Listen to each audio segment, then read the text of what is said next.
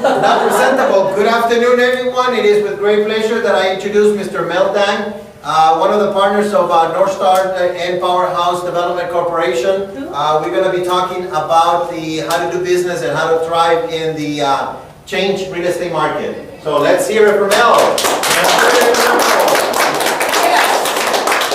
How is everyone doing this afternoon? Great to be here. Thank you, all hundreds of you, for being here. I really appreciate that. We're here to talk about change in this ever-changing, ever-challenging real estate market.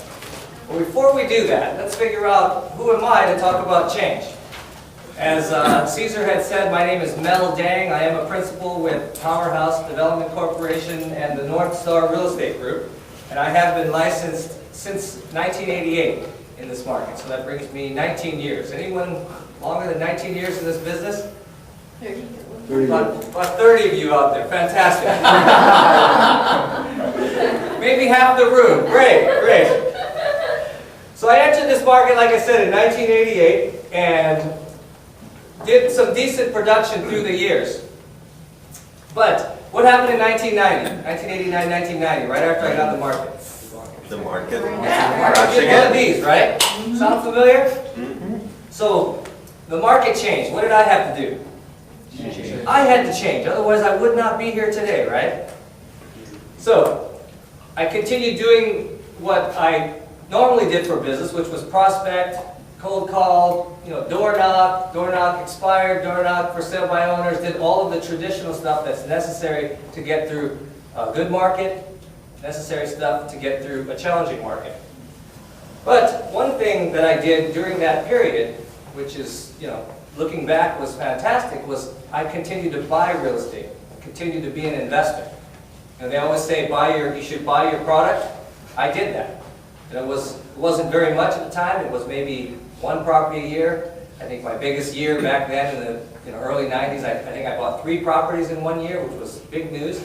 And, but what I discovered during that period, when I was door knocking and prospecting every day, was that my passion was in the investment part of the business, not in the listing and selling part. So I found my passion. That was exciting. So we fast forward all the way to the year 2000 when PowerHouse Development Corporation was formed and became a full-fledged investment company. And then someone's going to speak on that in a few minutes. But fast forward to the year 2000 when this all started. So I do feel very qualified to speak about changes in this real estate market, because I have been through a few of these cycles. Anybody else besides those 40 or 50 people raising their hands that's been through this change? You guys have seen that, right? So a lot of you guys this is new. You've seen only a market go up, and now you're starting to see it go a little sideways or go a little down, right? Okay. So here is a question. Is this real estate market changing, first of all? Yes. Okay. Yeah, how so? Somebody just tell me one example of how this market is changing. Slow appreciation of property values. Absolutely. Slower appreciation of property values. Okay. The last 5 or 6 years we've seen quite a run-up in prices, haven't we? Sir, yes. Anybody else? Longer days in the market to sell. Okay. So it is taking longer to list. By the time you list a property and actually get paid, it's taking, would you say, 3 to 4 months. sometimes double, triple of what it was taking, a year ago, right? Yeah. So we're all experiencing some changes. So who thinks that if we just write it out, things will go back to normal? Yeah. Some of you guys? Okay. We have to decide what's normal. Yeah, exactly. So let me tell you a story about some people who just want to ride things out until they go back to normal. So we have clearly defined that we are in a changing market, right? Yes. In the mid-'80s, small city outside of Detroit, Michigan, there was a large manufacturing company with 4,600 employees. Remember, this is in the mid-'80s, okay? They made a company decision, read a great article about this, that they were going to ride it out because they were starting to go through a slow period, a changing period. They were going to ride it out because there was always going to be a demand for their product. Remember, these are 4,600 manufacturing jobs. That's a big plant, multiple plants, right? They waited and they waited and they waited just a little bit too long. They were not quick enough to change.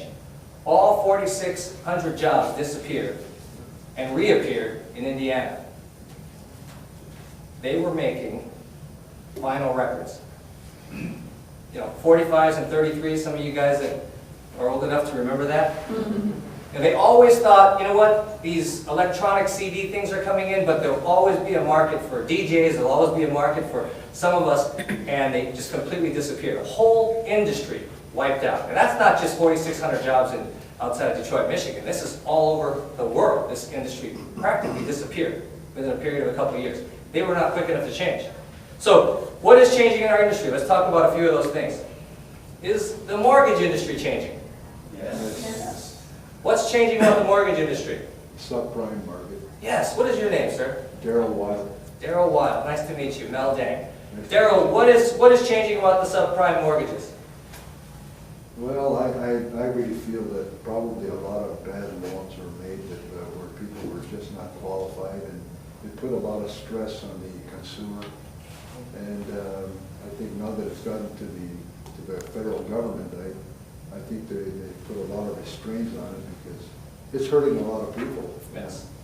So I don't think it has killed the market, but it's affected it some psychologically, if nothing else. Maybe the model for a subprime mortgages works when the market's going up, right? Right. But as we're changing, maybe it doesn't work today. Exactly. Plus the no money down, the no money down deal has kind of died out a little bit. Yes. It's hard for people to get. Vicky could confirm some of this. Is she in this room?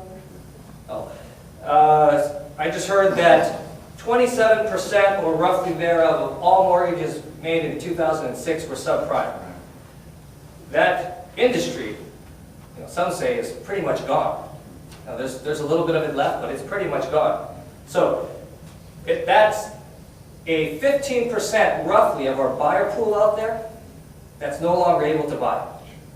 So how that affects this market. 15% of all your possible buyers, at least in 2006, are not even capable of buying a property in 2007. Think that's going to have an effect on where you guys are? Yes. Stated income loans. Those are getting a lot harder to obtain. Now, you better have some really, really good credit. Otherwise, you're going to have some challenges getting some money right now. The market climate. Are we in an increasing or declining market? Yeah. Depends where you are. Depends what it is, your market segment, right? And it also depends on your mindset. So we could be either. Appreciation rates, you said it, sir, back there. You said it is not at double-digit figures like it has been for many years. It's single-digit, if it's even there, right? Depending on where you're in the country, it could be going backwards double-digit amounts. So 3 years ago, we had a record amount of real estate agents entering the business. Record amounts. And right now, it seems like it's stable. But the truth is, you know how there's a 4-year licensing period, right?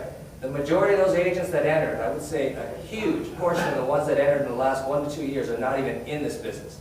We just won't realize it till their licenses come up for renewal in 4 years. So, massive amounts of agents are leaving the business. Foreclosures, we have short payoffs, short sales. We have the MLS is changing. But change is vital. Change is necessary.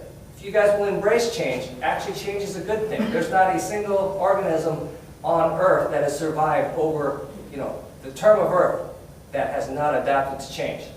Just would not happen. Everything must change. And as our industry changes, the changes, what you're seeing is occurring faster and faster and faster. So we'll talk a little bit about that. So the benefits of this market is that it is forcing us to change. The last 3 or 4 years, you really didn't have to change. You just had to maybe do a little bit more or do something a little bit different. We absolutely have to change. It's critical, or we will not be here anymore. A lot of us will not be here.